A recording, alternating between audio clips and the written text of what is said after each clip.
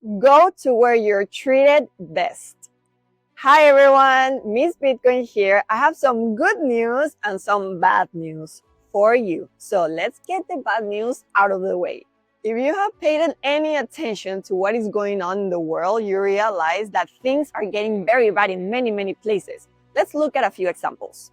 In the United Kingdom, we have seen story after story of innocent civilians being not just investigated but arrested, simply for sharing unpopular or inconvenient opinions on social media.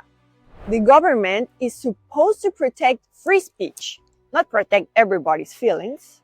And at the same time, the UK Prime Minister is bragging about the implementation of digital IDs, saying that you won't even be able to work if you don't participate in their surveillance game. Digital IDs are nothing more than a trap. It doesn't take much effort to imagine a world where your digital ID becomes a social credit score and your ability to buy certain products, use public transportation, or do just about anything else could be threatened by politicians. The UK is taking a shortcut to making 1984 a reality. But it's not much better in other parts of the world. In Australia, tax policies are getting outrageous. On the Gold Coast, they have implemented a view tax, where you pay more simply for having an apartment on a higher floor of a building.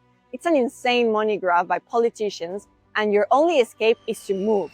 Nobody's life should be uprooted simply because the government wants more money. And don't forget the recently proposed empty bedroom tax. If you have a bedroom in your house that isn't occupying someone, they want more money for that too. Whatever happened to the freedom to use your home the way you want, it's madness. The country has also seen a major uptick in smartphone searches and confiscation at airport security the last few years, and the justifications for doing so are broad, including for immigration, health, law enforcement, or national security concerns. Basically, either give up your privacy or risk being detained. Then earlier this year, Spain began requiring that citizens report any cash withdrawals over a 3,000 euro from their bank account. Failure to do so can result in fines ranging from 600 euros to 150,000 euro. Besides the fines, banks are now required to block such withdrawals if customers fail to provide proper documentation in advance. People are quickly learning what Bitcoiners mean when they say, not your keys, not your coins. And not to be outdone, Canada is working hard to implement more authoritarianism.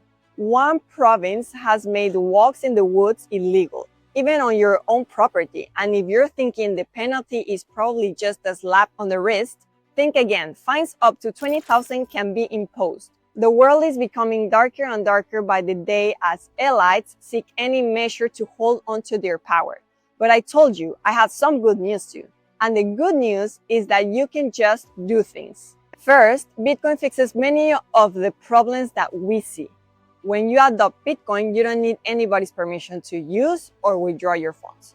Once you have taken self-custody and learned the skill required to use it properly, you have all the tools at your disposal to transact on your terms anytime, day or night.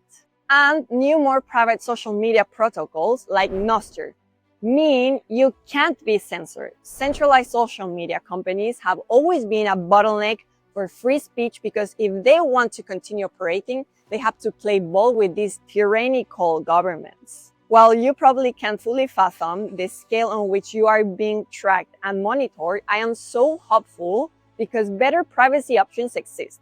Just last week, we had hundreds of folks tune in from Australia for a webinar on becoming ungovernable by setting up a privacy phone and implementing some simple yet effective safeguards for protecting themselves online. Free open source software for the win. And finally, one thing I have learned as I've traveled the world is that you have options. While freedom is under attack in some areas, there are always places that will treat you better. I've been in Japan the last month and I love it here. There are places I can spend my Bitcoin and nobody is violating my rights to do the things I want to do. And when I get home to El Salvador, I know I'll be treated well there too. If you are in one of these countries where the walls are closing in, know that you have optionality. The Bitcoin Way offers an incredible Plan B residency program that may just be the ticket you need to a better life. My point in saying all of this is that yes, we are headed in the wrong direction in so many places, but you have the choice. You can play along and pay the price for compliance and complacency, or you can opt out of the chaos and into a life of self-sovereignty. Be a person of courage and action. Be one of the few that chooses freedom.